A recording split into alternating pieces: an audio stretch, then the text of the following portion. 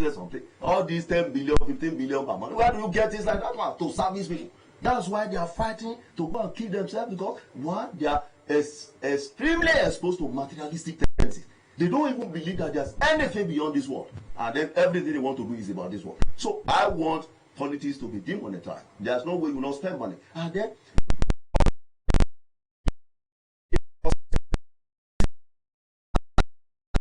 not last.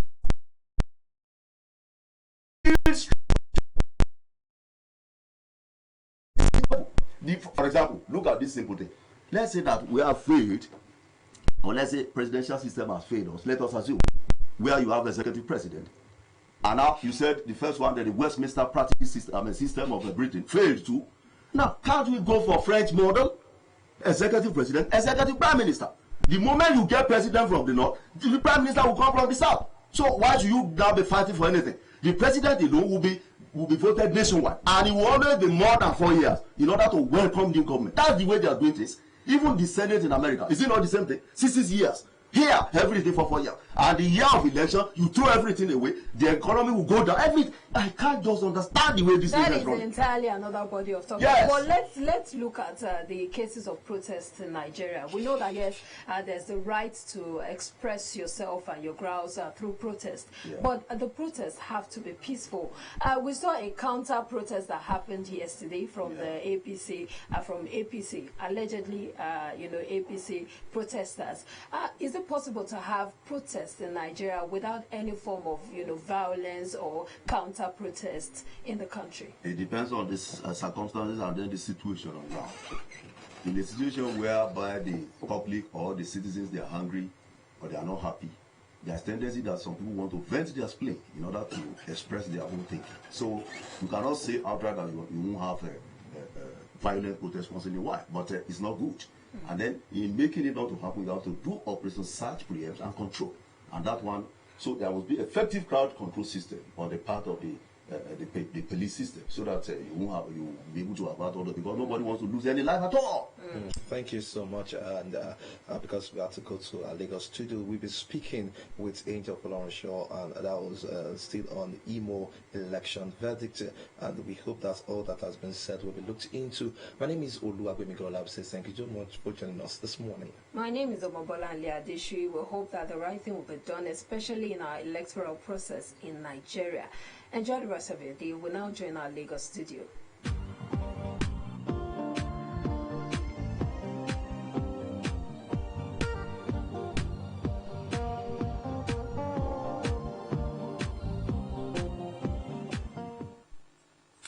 It's a beautiful Tuesday morning right here in the city of Lagos, and with that we say a big welcome to AM Cafe. My name is Pius Samuel, and with me in the studio is my colleague Shade Uguridi. How are you doing, Samuel? I'm great. Good morning. Yes, it's Tuesday and the 21st of January 2020, and gradually the year is moving forward. Very true. All right. So we begin this morning's newspaper review with the Punch newspaper with this top story: renewed attacks uncover block sources of Boko Haram ISWAP funds. DHQ tells EU orders. Terrorists brandish brand new weapons, says military. Insurgents encircling Maiduguri residents. That story is on page 2 of the Punch newspaper. And beside the masthead, the story says on page 26, Lagos-Ibadan railway projects can't be completed in April, says federal government. And on page 7, Gowon Abdusalami others warn of hunger by 2050. Amotekun has made restructuring inevitable, says Dixon. That's on page 16. Supreme Court affirms Ganduje Lalong Tambuwal Muhammad's election. Now the story has two riders. The first says losing Kano Plateau wouldn't have been a major blow, says Buhari. Victoria's governors extend olive branch to opponents. That's on page 13 of the Punch newspaper. And the World Bank is saying on page 25, policy uncertainty weakens Nigeria's economic outlook. That's on page 25. Other stories here: man beats wife to death in Ogun. That's on page 4. And you can find that on the C3 Crimes Court page of the Punch newspaper. FRSC plans driving license for Nigerians moving to US and Europe. That's on page 24. And I think even if you have a driving license in Nigeria, once you go outside Nigeria, I think in the United States, you still need to have, I think, an international driver's license or something like that. After going through the normal test, you'll be issued one. So FRC is saying that they would issue one for Nigerians who go outside Nigeria. So I think they're moving the driving license, upward. Yeah. They're upgrading to meet international standards. Exactly. Hopefully. So you don't need to perhaps go abroad and begin. Well, I think it's a good one by the FRSC. All right, Malami writes Makinde to reinstate sacked local government bosses. You can find a story on page 18 of the Punch newspaper. Lassa fever kills 15 in Ondo, infects Delta Copper. That's on page 23. Lagos pipeline fire, residents count losses, 5 confirmed dead. That's on page 4 and page 5. And finally, on the front page of the Punch, Buhari seeks UK's help in fugitive investigations. That's on page 23 of the Punch newspaper. Let's head now to The Nation. Yeah, quickly on The Nation newspaper this morning, the front page above the banner. Headline here we have no upset as Lalong Mohammed Ganduje Tambor retains seat. Apex Court affirms elections. That story is on page 8 of The Nation newspaper this morning. EFCC arrests 89 Yahoo boys in Ibadan. 1 arraigned in Osun. That story is on page 4 of The Nation newspaper. Lagos Ibadan rail completion time shaky. Makinde Hills project. Page 10 of The Nation. Below the masthead, Malabo, EFCC files 42 charges against Adoke. Trial of ex-AJF, others begins. Buhari seeks extradition of fugitives from UK. Anger over PDP's protest against Supreme Court. Buhari Ohaneze Sands knock opposition party. And there's a picture story here talking about the Lagos pipeline explosion. 5 dead, 11 houses, 17 shops, 39 vehicles razed in Lagos explosion. NNPC GMD visit scene. It's a gory sight actually. We just hope that this will not happen again. All right, and then Boko Haram, Army warns foreign agencies. Lagos restrict routes for Okada. That's on page 46. And that's the much I can take on the front page of The Nation newspaper. But talking about the pipeline explosion, we visited the site yesterday. It was a gory sight to behold. Sincerely, a lot really went down. And recall that we had one. I think I really can't remember the month, but towards the end of 2019, around Ijegun, yes, and I think about 2 or 3 people lost their lives. Then we also had another one somewhere in Lagos. But if you've noticed, this is kind of becoming a trend in Nigeria right now. And when the Ijegun one happened, the citizens said that if the Nigerian government feels that the pipelines are very precious to them, they should find a way to put security there. Though there are security operatives there, but it would seem that one way or the other, these vandals find their way to these pipelines, and because the residents, the one that happened in Jegun, a woman we interviewed then said that they see these people coming in. But what exactly can they report to? Would even the police officials respond, to their fears? But it's really quite sad, and we see a recurring issue over and over again. So I think this is something that the federal government needs to really take up, to investigate and find ways to ensure that these pipelines are no longer vandalized. Because apart from the federal government losing money, people are at risk of losing their properties. I mean, this story here on the Nigerian Tribune says, Abule Egba pipeline explosion, 200 displaced, 15 houses, 33 vehicles burnt, 5 dead. Can you imagine the loss? It's quite sad. It's quite sad. All right. We hope the federal government does something as soon as possible. Let's take story on the front page of the Nigerian Tribune. We have losing Kano Plateau would have been a blow. That story was made by Buhari as Supreme Court affirms Ganduje Lalong Bala Tambuwal's elections. That's on page 5 of the Nigerian Tribune. And above the masthead, Oshimbajo, Southwest governors, security officials may meet over Amotekun. Amotekun necessitated by collapsing centralized security apparatus, says Bayelsa Governor. Nans backs initiated. That's on page 12 and page 34 of the Nigerian Tribune. Now on page 36, blackout in Maiduguri as Boko Haram destroys transmission lines. Other stories, Malabo ordeal, EFCC files fresh charges against Adoke orders. That's on page 9 EFCC arrests 89 suspected Yahoo boys in Ibadan nightclub. That's on page 30.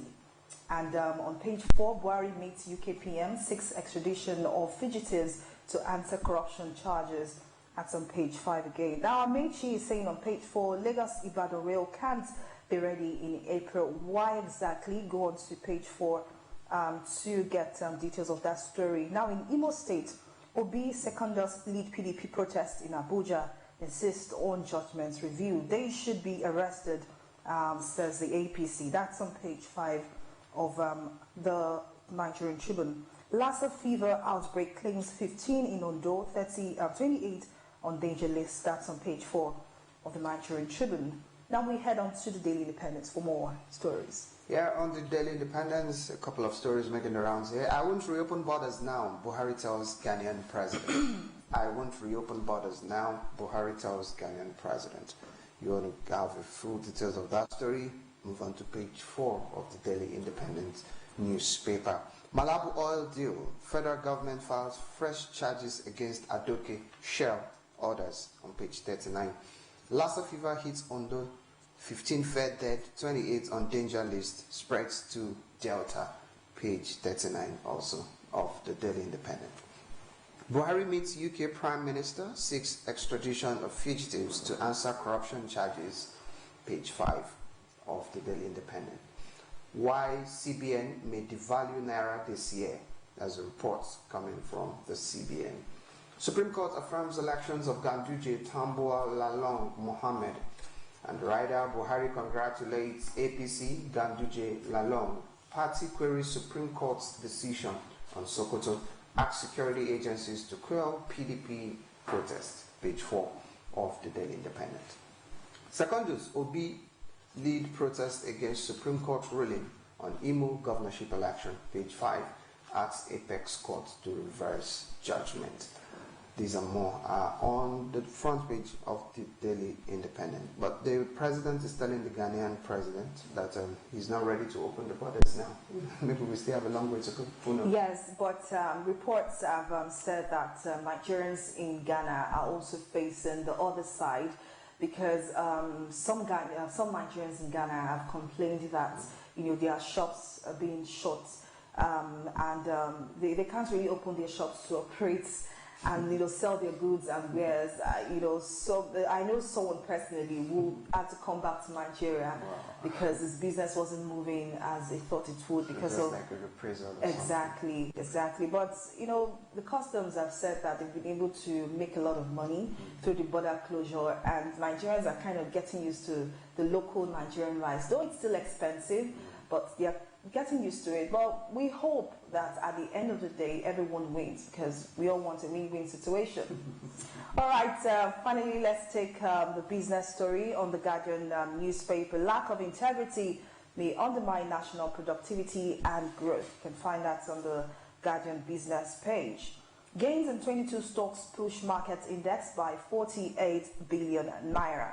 Government assures new transport policy will link rail to seaports.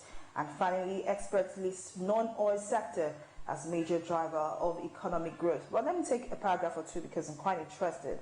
I mean, we all feel that the oil sector is the major way Nigeria gets her money. Exactly. So the non-oil sector has been identified as a major driver of the nation's economic growth in 2020. A macroeconomic analyst at the Cadro Securities, Wahab Mustafa, while explaining part of the firm's special report titled Nigeria in 2020 at the Cliff's Edge. So basically this is by an expert, but the federal government has not really come out to say that the non-oil sector is a driver of Nigeria's economic growth, because I mean, it's quite obvious the oil sector is. But anyway, the expert has said that's the non-oil sector, but we leave it to them to, haggle out those issues. But I think we have more stories on the front page of the Guardian. The front page of the Guardian, some other stories away from business. Why National Carrier Plan failed. Stakeholders suggest ways to realize dream. Ghana, Uganda, Senegal, others make progress. And there's a picture story here also. And then explosion victims narrate ordeals, count losses as death toll rises to 5. Road accident kills 17, injures 14 in Katsina. FG files fresh charges against Adoke others over Malabo oil deal. And Supreme Court saved APC from major blow, says Buhari. Ganduje Mohammed Tambuwal along loud rulings. PDP restates rejection of verdict on Imo, ends protest. Court dismisses Apoti's suit against Yahaya Bello. These are more on the front page of the Guardian newspaper. But before we go, Shade, Lassa fever is back to Nigeria, and we have about 15 feared dead, 28 on danger list, and it's spreading like wildfire. But thank God it's not Ebola. Getting to Delta State. But thank God it's not Ebola. Because I think Ebola is also dangerous. Yeah, but I think Ebola is more deadly. But beyond that, I think one of the first cases of Lassa fever was in 2012. I'm not really sure. Yeah. But I think there were warnings that people should keep their dry foodstuff. That's like the cassava flakes. I think that's gari. Yes, and also some other dry flour to make sure you seal all of those foodstuffs in a plastic container to ensure that rodents do not find their way in. And also some other preventive measures. So I think at this point, the Ministry of Health, both at the federal and state level, need to churn out more public health messages to remind Nigerians how to protect themselves, because like we always say in health, prevention is cheaper than cure, because I mean people have died now because of Lassa fever. So I think when people are reminded of how to protect themselves against certain public health issues, there will be lesser cases like this. But beyond that, the Minister of Health and other executives in the health sector need to really work on this, because I mean public health issues like this can spread like wildfire. We hope this doesn't spread to other states. Yeah, we just hope so, because the report is also saying that it's spreading quickly to Delta State, and who knows which state will be next. No, we hope not. Yeah, we just hope it ends there, and it will be contained by those who are saddled with the responsibility of taking care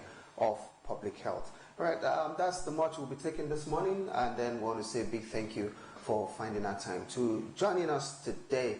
My name is Pius Samuel, and I hope that you do your best to ensure that Nigeria becomes a better place for all of us. And from Shade. All right, Folashade Ogrindian, it's been a pleasant Tuesday morning. Over now to Ibadan for the rest of the program. My name is Folashade Ogrindian. Take care of yourself. Bye-bye.